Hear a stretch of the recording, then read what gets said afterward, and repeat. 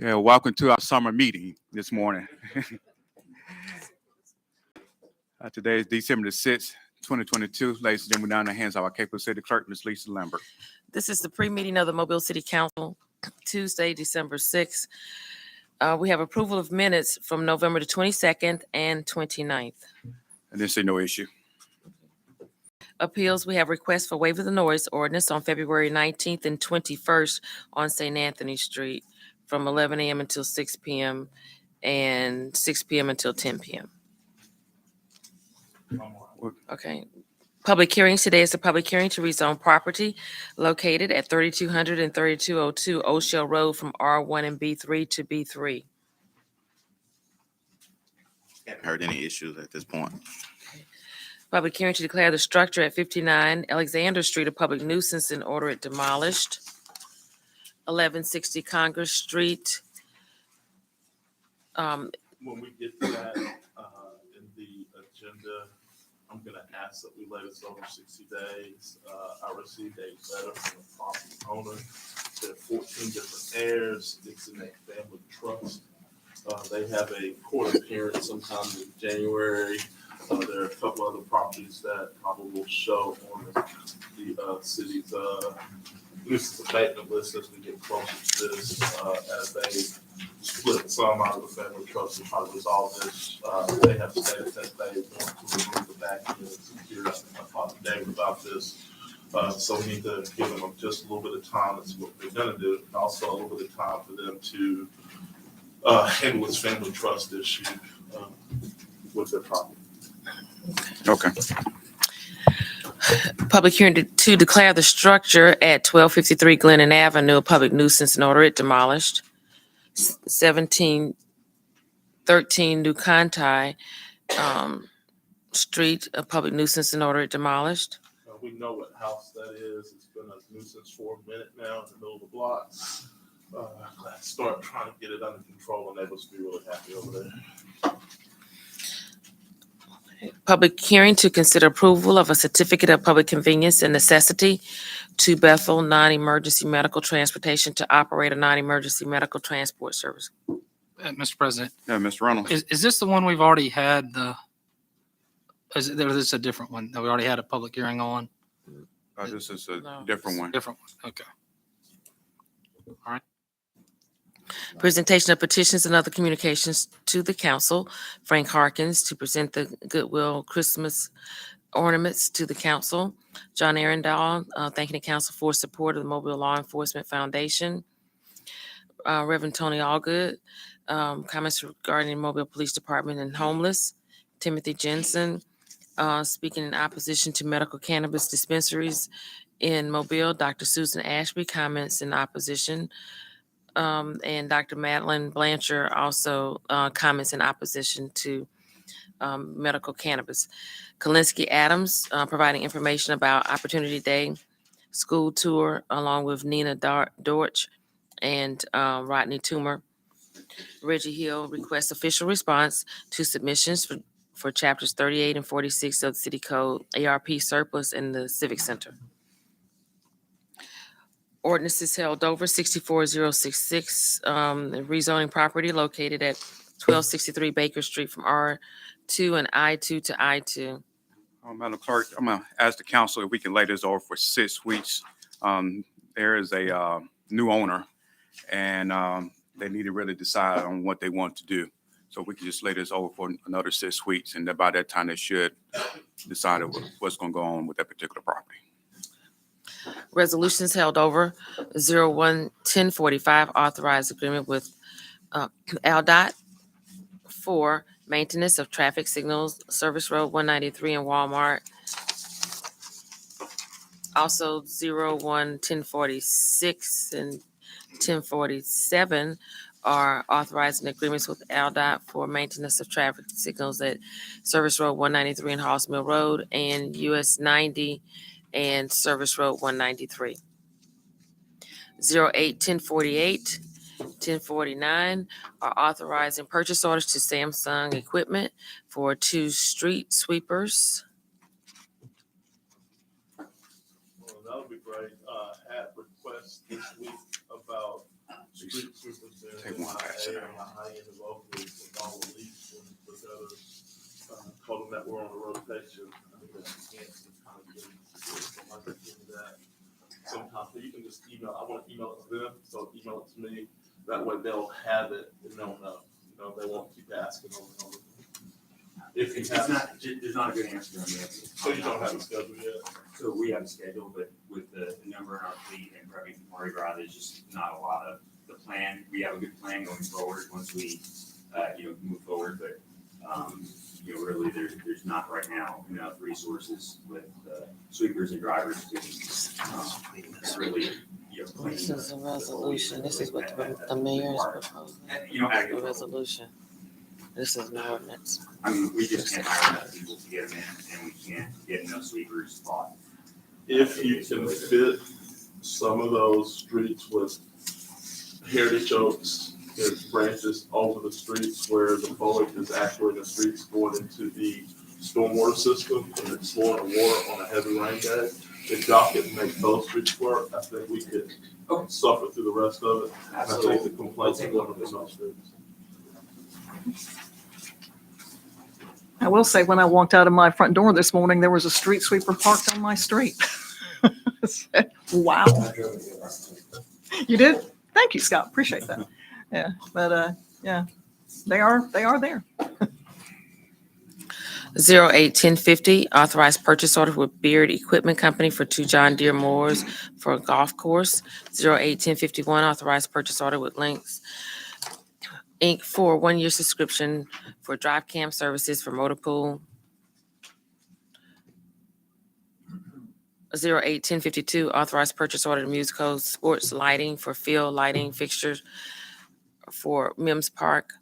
08-1053, approved purchase order to Magnet Forensics for 1-year subscription for 1 year for forensic extraction and analysis software for MPD Cyber Division.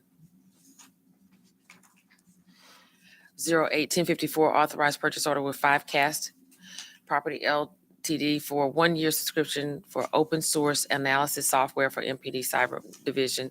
08-1055, authorized purchase order to Clear World for 25 light poles and fixtures for 3 Mile Creek Greenway Trail. 21-1056, authorized contract with Clark Gear Latham Associates for design and construction services for a new animal shelter facility. 21-1057, authorized contract with Stearns Conrad Schmidt Consulting Engineers for Mobile County-wide recycling feasibility study. 21-1058, authorized consultant contract with Christian Prius Landscape Architecture for improvements at Mims Lawn and Stotts Parks. 23-1059, accept deed for easement from the Gordon Smith Center for the 3 Mile Creek Greenway Trail. 37-1060, consider approval of a certificate of public convenience and necessity to Mobile Pedal Tours to operate an electric motor assisted pedal vehicle.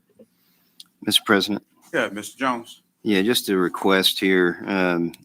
We hadn't had a district update on CIP status and where we are. If we could get that on the calendar in the next month or so, Jim, I'd greatly appreciate that, just to give us an update on where we are on projects. Yeah, well, at least me and my district. Like we got before, during the budget cycle. Well, Yeah. yeah, Oh, okay. Yeah. there's just, with this being the first quarter and, the funding hitting, I just want to make sure that we're on track with these projects as we're going. Thank you. Madam Clerk. Ordinance is being introduced. 64067 is the rezoning on Old Shell Road. 83068, ordinance to amend Chapter 1 of the Mobile City Code to add new Article 3, alteration of corporate limits. Council, just passed you all out a draft of a resolution. We talked to the administration on yesterday, and they had made mention about changing this particular ordinance that's before us, which is sponsored by Councilman Carroll, Penn, and myself. to a resolution. I have not looked at the resolution yet. I just was approached with it as I was coming into the door this morning.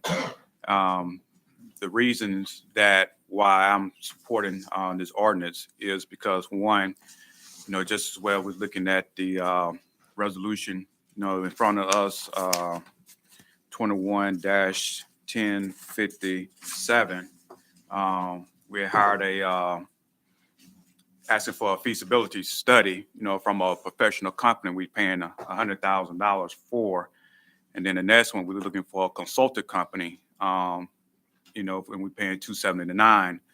Annexation is a real serious topic, and I really believe that we really need, a third party to come in and help to validate some things that, what we are doing. Over the past several years, annexation came across our table several times, and even, sent out, mailers and flyers, especially throughout former Councilman Mans in my district, telling our citizens what we were expecting, what they're voting against, what the council is voting against if we don't support annexation and this and this and this and that. This day and time, there's a lot of mistrust out there with government, especially, on the legislative end and the administrative end. And I think that we should really look to get a non-biased company, so one don't have a dog in the fight. They really just say, hey, these is the pros and the cons of annexation. Your city gonna suffer, your city will win, if we annex or not. And just pretty much have a third party company just to come in and just to say, hey, this is what you all need to do. This is what you are expecting. So no one will ever say that Councilman Small, just voting, for annexation because he's scared that he's going to, quote, dilute the, Caucasian vote. Or, Councilman Small is not going to vote for annexation because, his district is going to suffer and, all the money going to go out to West Mobile. There's a lot of myths that's out there. And again, a lot of questions that's out there that needs to be answered. As I had even told the administration yesterday, that I believe that this would best help them out too, because even with some mistrust of people out there that people don't trust them, it's someone third party that don't have a dog in the fight and can validate, the information. That's less headache that they probably had to get from constituents saying that they're trying to do this or they're trying to do that. So this is like one of the reasons why I was supporting this ordinance. And plus, do we need a guide to really just show us how we should really do annex, So the question is now, should we put something in law that every council member could follow? And then we know from here on that things will be followed the way it should be? Or do we just want to, pick and give, on certain things, on certain items? And so this is why the administration had came up with a resolution on this morning. Again, I haven't had the opportunity to look at the resolution, which was just going to rest over for 1 week automatic. But I'd just like to open up the floor to the council and also to the administration and on their thoughts. Councilman Jones. Dave. When Councilman Carroll contacted me about this and discussed it with me, I told him at that time that I was favorable in principle to it, to the idea. And I still am favorable in principle to it. The two questions I have are, and I guess the first question is a question for the administration, is what's different about what you have put in front of us than what Councilman Carroll's put in front of us? I guess the major difference, the ordinance itself, I think, is binding to the administration, which is not proper. But the other thing is asking us for data that we do not control, like septic systems, which are health department. And my understanding is they do not map it. It asks for land use. We can get that through the tax assessor's office rather than sending our people out to try to do a windshield survey of what the land's being used for. And by city ordinance, all of the annexation is considered R1 until we complete that. But that's a post-annexation effort, not a prior annexation effort. That's a lot of manpower. The other thing is that it's asking for zoning in the area. There is no zoning because it's not in the incorporated area of Mobile. And it's asking for nonconformance use. Well, since there is no zoning, there is no nonconformance use. And so all we did was really clean it up to the extent that we can comply with the request with data that we control or have access to. The other issue that has come up is, and this may be related to the fact that you've put before us a resolution rather than an ordinance, is, what happens if at some point in the future we have an individual that has a house or 2 or 3 acres or something, a very small piece of property that's budding the city that wants to annex in. I don't think we'd necessarily want to go through all these steps here. And so my understanding is that by the resolution that's before us, and I could be wrong on this, by the resolution that you've put before us, this is a one-time deal for this particular upcoming annexation request versus a permanent requirement. Is that right? Correct. By not creating it as law, we're not binding the administration or future city council to follow the ordinance. Okay. You're correct. Okay. Thank you, Mr. Barber. I said I had 2 questions at the beginning. That was the first one. The second one is, and I'm completely in favor of having a third-party entity perform this assessment because I think that will lend legitimacy to it. Not that it would be illegitimate otherwise, but in the minds of certain third parties, it would lend legitimacy to it. The question is, the question is getting someone, an entity that is truly independent, that will come to it without any prejudices or preconceived notions and sift through the material and provide the data to us. And so how that person is going to be selected is an important issue. Councilman Penn? Thank you, Mr. President. One of the reasons why, and I agree with Councilman, all my colleagues right now, what they just said. But one of the things that I supported this is because we don't have nothing in place right now. We've been having discussions. We've been talking about it. This actually putting some movement. I agree that we have to do something to put something in place, and having a third party is important because in the past we see that going back, it's just some trust issues. And so we want to make sure that we can get all the information and do it right. That's the important thing. And for me, also why I supported the ordinance is because anytime you come into any organization and you want to get something accomplished, there's certain policies and rules in place to know that you can accomplish this task. And so anytime I come into a different organization, I ask, what are those policies to get this done? And right now, we don't have anything in place. We don't have an idea. So I commend Councilman Carroll for working on this because we need something in place. We need to to start this discussion. And we're hearing a lot of good information today. So I agree with my colleagues that the statements that they said earlier, and I believe we need to put something in place to move forward. Thank you, Mr. President. Mr. President, Mr. Reynolds? I too am in favor of a roadmap, to the future. I think I prefer the resolution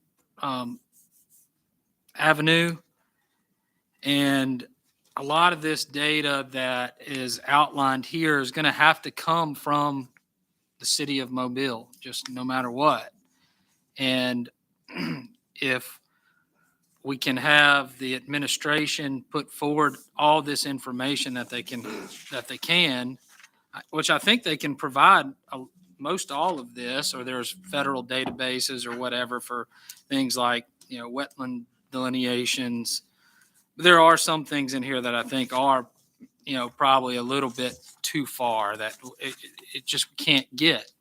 And then they put information forward, and then we have whoever this third party is, which I would suggest that our attorney and the city attorney work together to find a disinterested third party and then bring those to us, rather than go to, like we tried with the racial polarization study, which failed.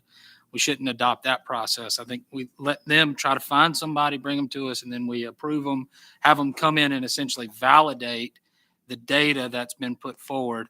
I'm not personally interested in, some third party's opinion on the matter.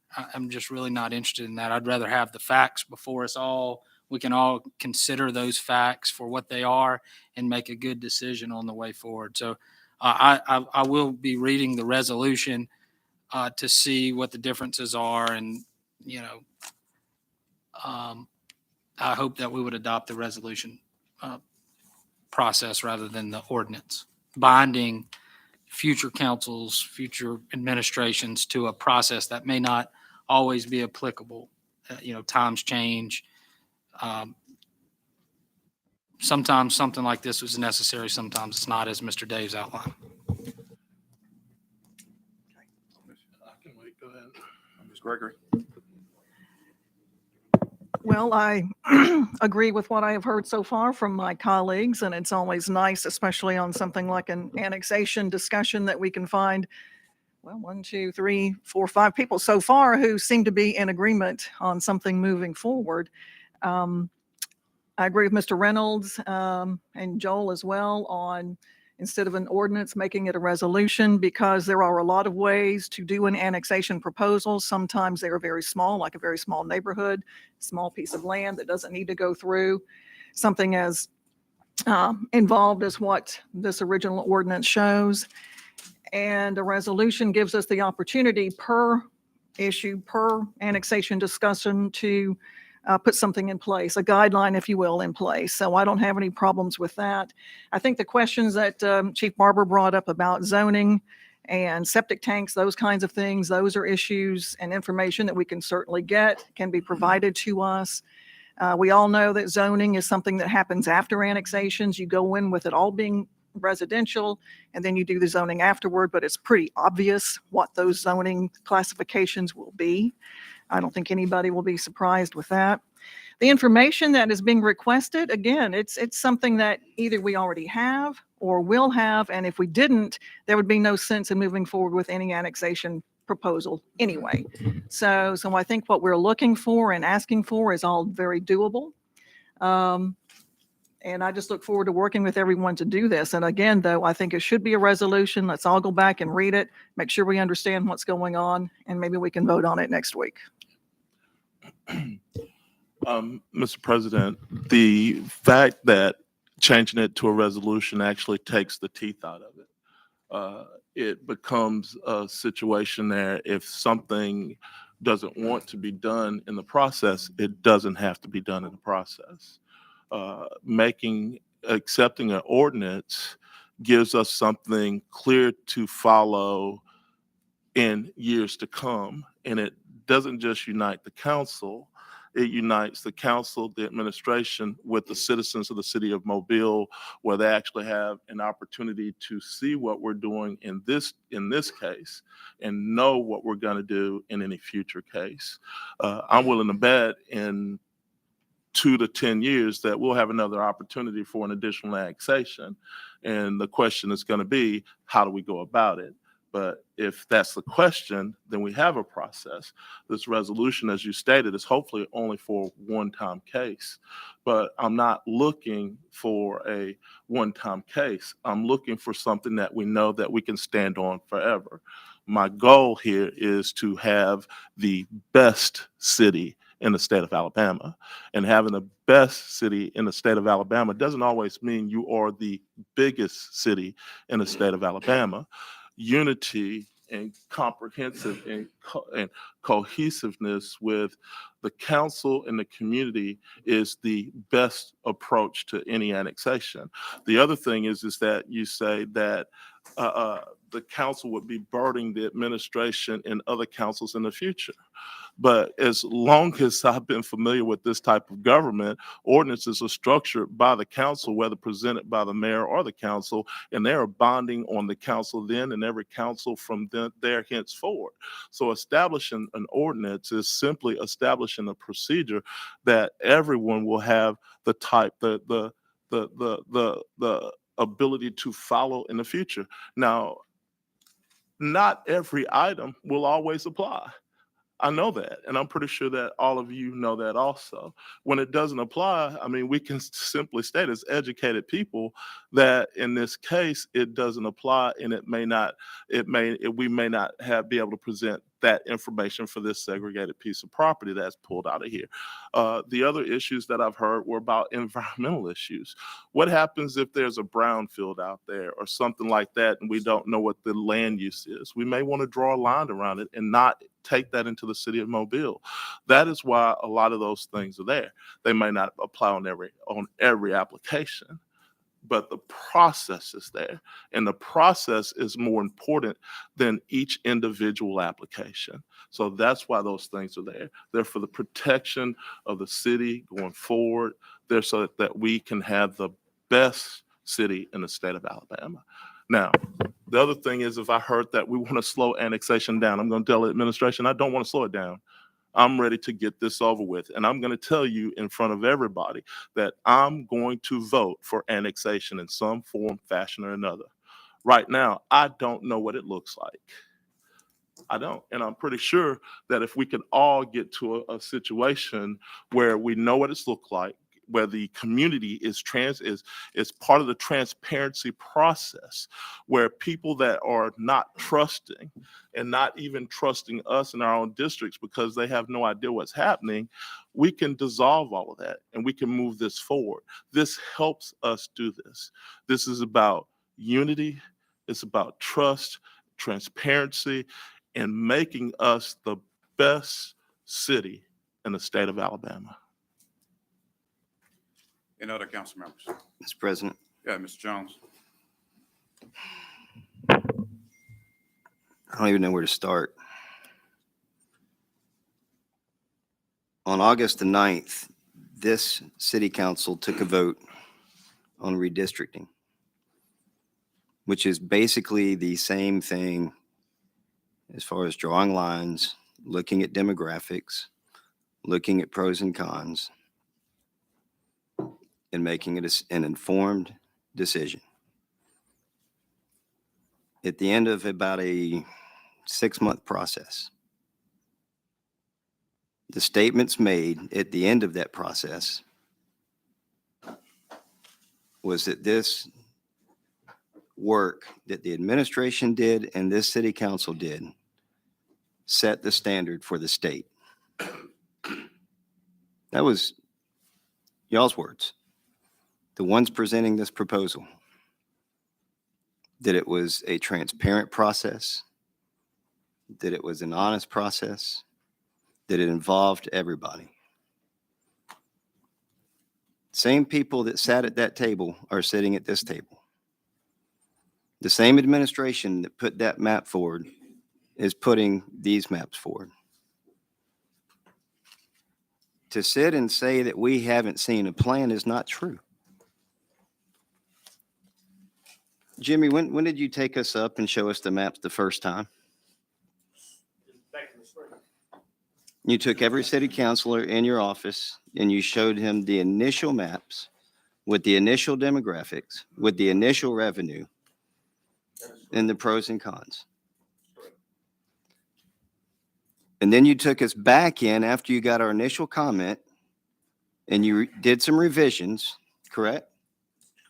And you altered a few of the boundaries and you altered a few of the numbers. And then I think it was October timeframe. Did you bring all the city councilors back around October? Not all of them. I think it was 3 of y'all that came to see me and then final class to see what the status was. But all the city council did that with at least once. But you are correct. The roadmap was put in place back in. Barbara, can you get on mic? Councilman Jones is correct that we actually began to plan the process back in the spring. So there is a process. I guess the issue at hand is we're in agreement with the process and we're in agreement with getting the data to the city council. We're just asking that we do it in a formal resolution rather than codifying by creating law that is binding, which we don't believe should be binding an administration by law. But this does create the record for future use of how the city council handled this annexation. And depending on what future city councils may want or to see, certainly provides that roadmap. Thank you. So to sit and say that the people don't trust us bothers me. Because the only way that happens is if disinformation is getting out into your districts. Because the information I'm putting out, I got from the mayor's administration. Because that's the information they got from the revenue department.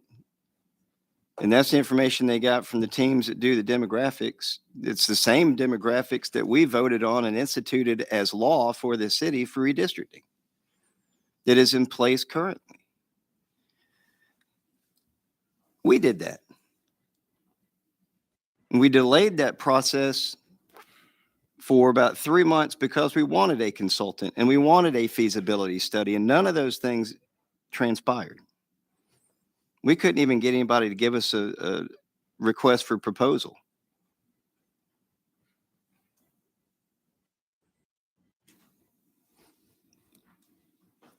I don't have an issue with somebody coming in and looking at the data from the revenue department because I've got faith, confidence, and trust in our revenue department. We act on that every month. This body makes plans on the revenue data presented to us every month. And we execute that budget with full faith that what they sit and tell us and brief us on a monthly basis is true.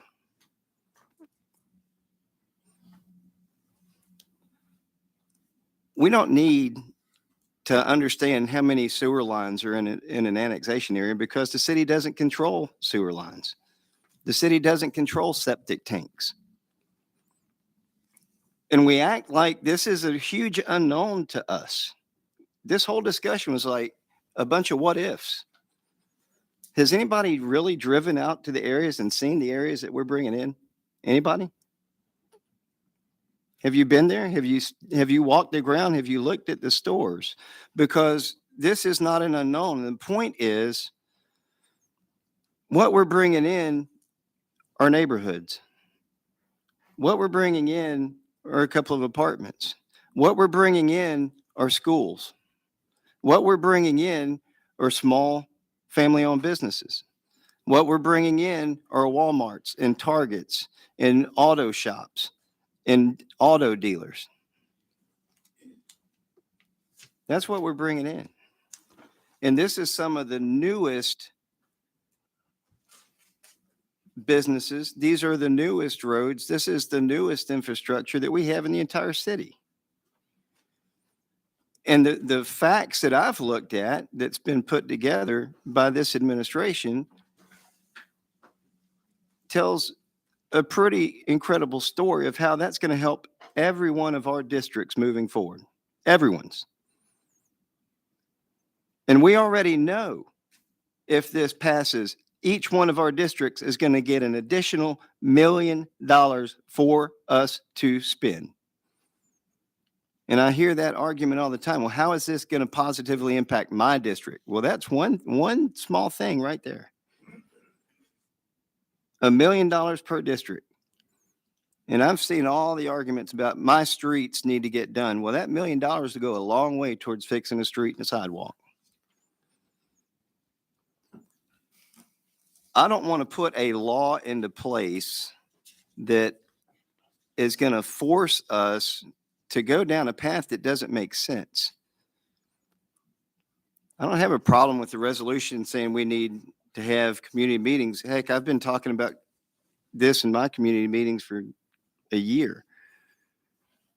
But the reality is you say we can wait 2 to 10 years. The reality is we can't. I didn't say that. You misunderstood. Mr. Carroll, let me finish. I said in 2 to 10 years, we may have another annexation attempt. I did not say wait. The reality is we don't have another year.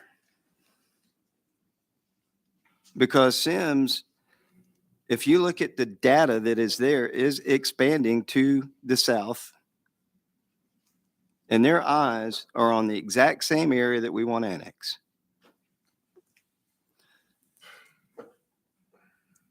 The facts are overwhelming. And again, I got no issues with having somebody come in and take a look at those facts. But it needs to be in conjunction with this getting on our table. The whole reason that nothing happened with redistricting was because it hadn't been brought to this body yet. The whole reason we haven't acted on anything is because we don't have a plan on the table. It's not ours. Until it gets on an agenda item for us to act on, nothing's going to happen. Just like redistricting, we can sit here and talk about it and stir it and change the color of it and pass ordinances and pass resolutions. That does nothing to move it forward. To move it forward, it has to get on this table. And it has to get in front of us. And I'm willing to work with anybody that wants to move this city forward, but it needs to be done in a common sense, logical, feasible way. And asking for things that the city doesn't control and trying to do things that are way beyond the scope of what we should be looking at doesn't make sense. So resolution, I'll get behind. A resolution that makes sense, I got no issues with. A third party doing this and taking a look at what our revenue department has put forth, which that's where the data's got to come from, I got no problems with. Ms. Penn. I respect every colleague that's here. I give everybody respect. But since Councilman Jones, you mentioned us three that was here. Now you made some statements, and I just want to just kind of clarify. You stated that you trust the administration. You believe in everything that they're doing, and we should. What? Okay, so you trust them, and so since you trust them, we should believe in what they're saying, right? That's based the statement. So if you trust them, you also should trust that they support medical marijuana. So you should just get behind them based on that statement. The second component, if you say you trust them, you said what Sims are doing. Well, based on your statements in the prior past, you said you don't care what nobody from other people who have passed medical marijuana have done. So what's the difference? We can't say one thing and then when we come back for another, say a different thing. We gotta be consistent. So if you had issues with them with medical marijuana, and we asking, all we're saying from this, and then this thing that's is interesting. You're right. We all have a vote here. So you have the right to vote against this ordinance when it puts up. You have that right. But all the colleagues we hear saying the same thing. It wasn't no disagreement or I'm mad. If Gina make a decision to say, hey, I'm going against the ordinance, that's her right. And that's your right as well. But it's the same stuff. Like even the administration just said that. So it's nobody trying to come up and stall. They said the same thing we saying. They saying do it in a resolution. We're saying do it in an ordinance because there's nothing right now in place. That's a different mindset. That's nothing against. That's no attack. That's just a way, a different a position to get into a destination. When you do a GPS, some people like taking the interstate. Some people like going through the city, but we still get into that final destination. It's not an attack. It's not nobody going against each other. It's a way of thinking how to get to a place of destination and not delay it. That's what's the goal with this. And I agree. We have been working together, and that's why making these type of decisions and putting some together is important.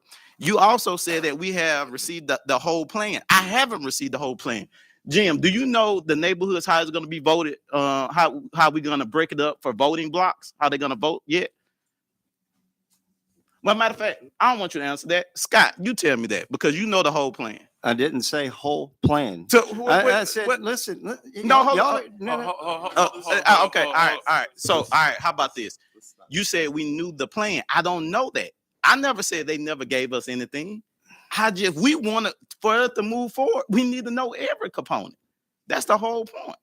And so that's the reason why, and if you have that, Jen, I just haven't received that yet. And that's why I'm so grateful. You made a great point. You say if we don't have nothing on the agenda, we can't move forward. This is an opportunity to move forward. It's not an attack. It's an opportunity to start making progress. And so what I just suggest for us as colleagues, I always tell you, I don't care how you vote. That's your choice.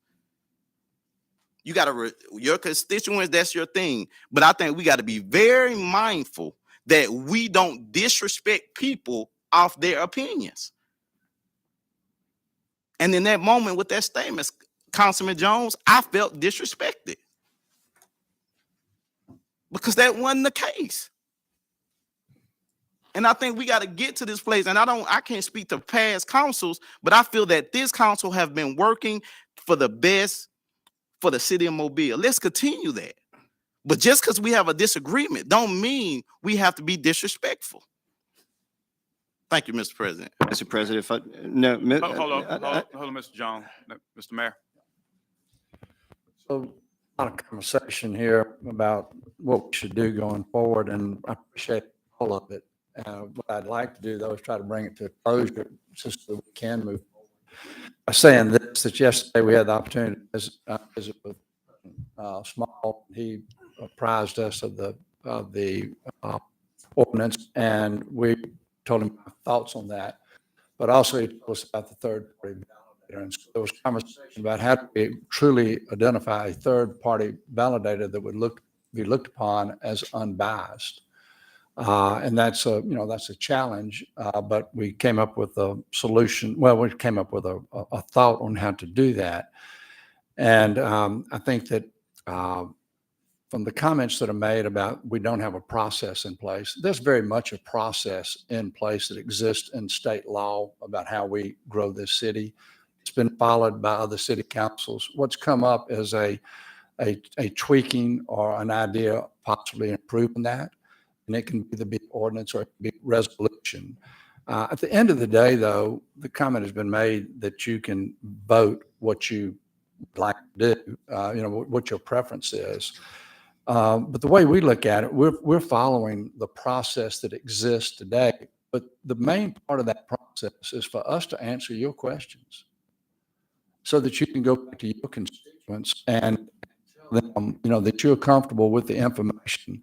Whether you needed a third-party validator or not, to do that. But I sense that everybody likes the thought of a third-party validator.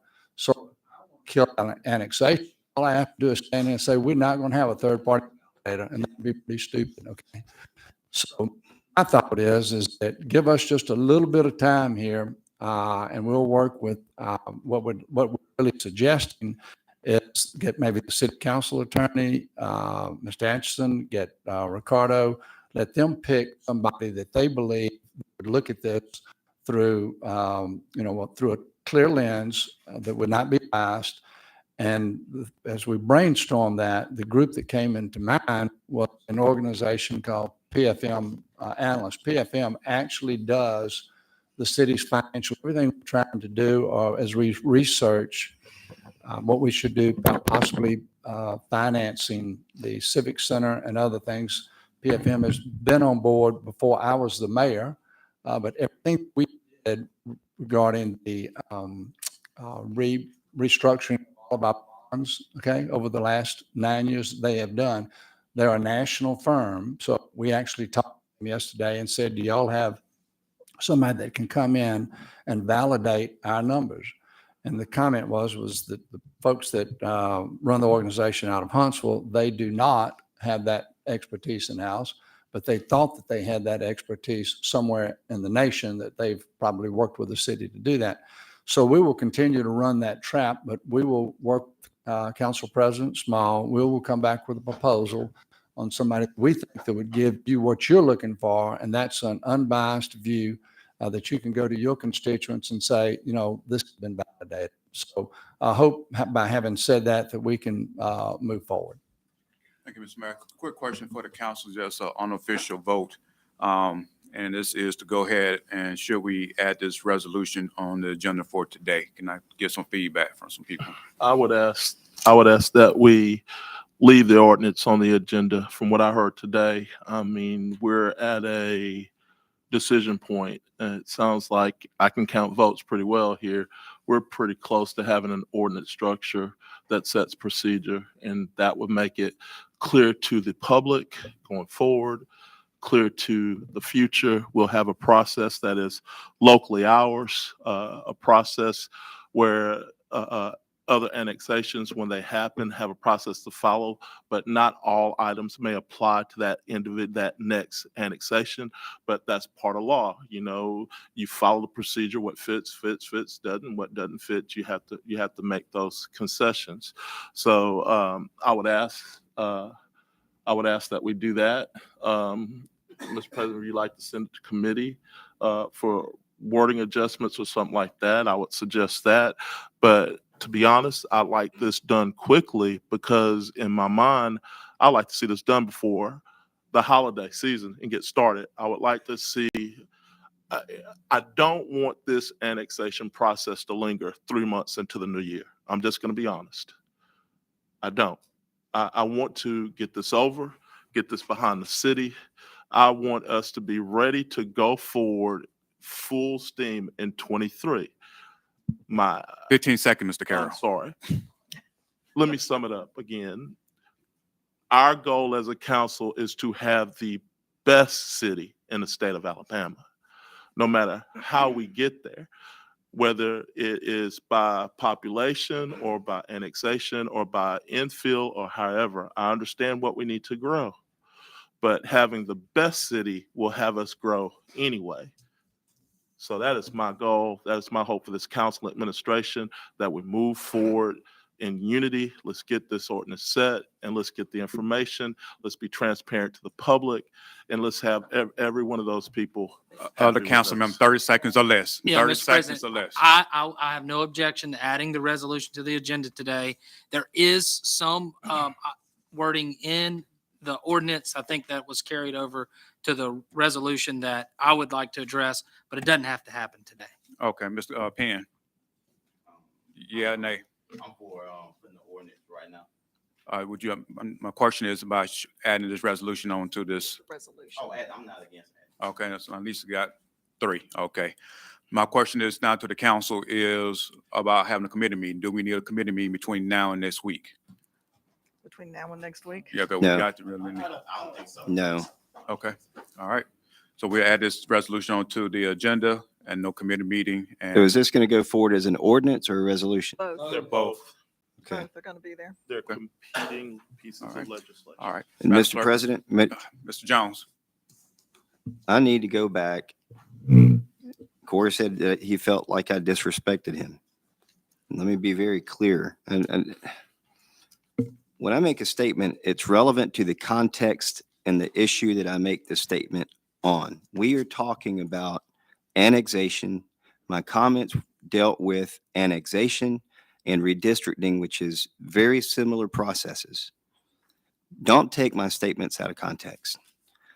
In disrespect, my apologies if you felt disrespected. We'll leave it at that. Madam Clerk. Consent resolutions being introduced 09-1063, transfer funds from District 2 discretionary account to Parks Recreation Department revenue account, $215. Can you hold up just a second right there? I don't know why we as council members have to pay for the rental of a city facility, especially if we're going to be there during the event and we're trying to help sponsor the event. I'm not understanding that. Is there some way we can stop this? I mean, every time that a group calls and asks me to be involved and help sponsor an event that benefits the community, I'm paying the rental fee for the recreation centers now.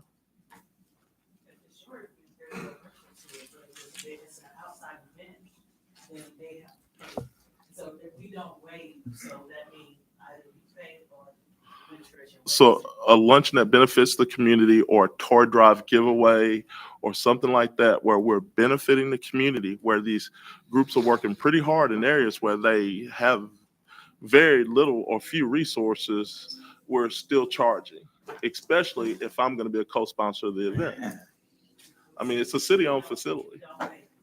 So administration rate or you all pay? That's been the policy. Well, I'm going to ask the administration to waive because it doesn't make sense to me. I mean, here we are as city officials paying for city facilities when we're sponsoring an event.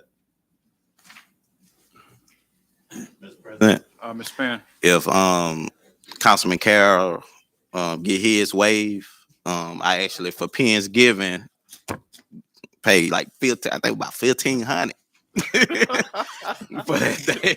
You shouldn't have paid. And that was Penn, and that was Penn's giving. So I would like to look at that. Thank you, thank you, Mr. President. come to the mic. Come to the mic. Say that again. The other consideration are hours. So if it's during the hours where we're working, is different versus when it's not, because if it's not during the time we're open, then you have to pay for staffing as well.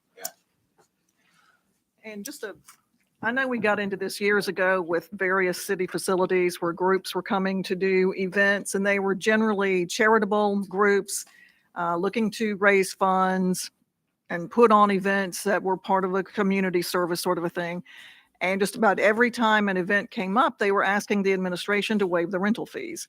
So that is basically why this was put into place. Now, I understand when I go to a city facility and I am holding a community meeting, I get a little bent when I have to pay a rental fee. But if it's an across the board thing, then I guess we're just going to have to do it, because you do have after hours people who are there working. They have to be paid. Somebody has to be there, security to clean up, all of those sorts of things, so it's a very little amount of money. I understand it, but that's where our discretionary funds come in. And, we either do it across the board or everybody gets a free ride for every event that we have at a city facility. I mean, it's either that or, where do you draw the line? Mr. President. Mr. Days and Mr. Carroll. Mr. President, this is another one of these issues where we have expended more money discussing the issue than the issue itself. Mr. Daves just tapped me on the elbow, said, hell, it's $215, Councilman. Let it go. Chandra, I really appreciate you. I let it go. We'll continue to pay the $215. 37-1064, recommend approval to the ABC Board for issuance of a special retail more than 30 days license to the Admiral Hotel on Government Street. 40-1065, 1067, 1068 are declaring the structures public nuisances and ordering them demolished. 40-1066 is declaring the structure public nuisance orders demolished or secured. You want to lay that over for 60 days? 30 days, we said. Oh, 30. This is the process, and then we'll let you know what happens after the court date. 60 days was Congress Street, wasn't it? No, Con- I thought I said 30. David, we agreed. Is David? Did we agree to 30 or 60? Oh, this Yes, is but Congress. She just called 1160. I mean 1066. I'm fine with 60 days. Let's do it. David, what does that do to the process? 60 days. I'm sorry. I'm on 11. Does that I'm take on us out of the one. time frame that we have 1066. to declare? So nice and Normally, No. 60-day holdover will get us right at the edge. Have 1 to 2 days leeway before we have to table this and go back and send out new notice if we go forward. So 60 days max. If you want to bring it back up and have more discussion, 30 days would be the ideal, but 60 days due to the lawsuit that's. Well, not that it's a family trust that they have this 14 different areas. They're trying to get it out of trust. Yeah. 60 days. Fine.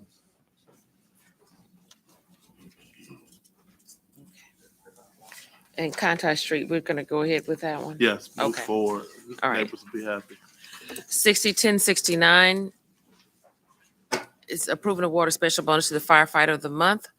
60-1070, 1071, 1072, 1073, and 1085 are approving, determining appropriations to Twin Oaks Nursing Home, CC's Classic Catering, CC's Classic Catering, Junior Achievement of Mobile Inc., and Trinity Gardens Falcons Athletic serve a public purpose in approving payment.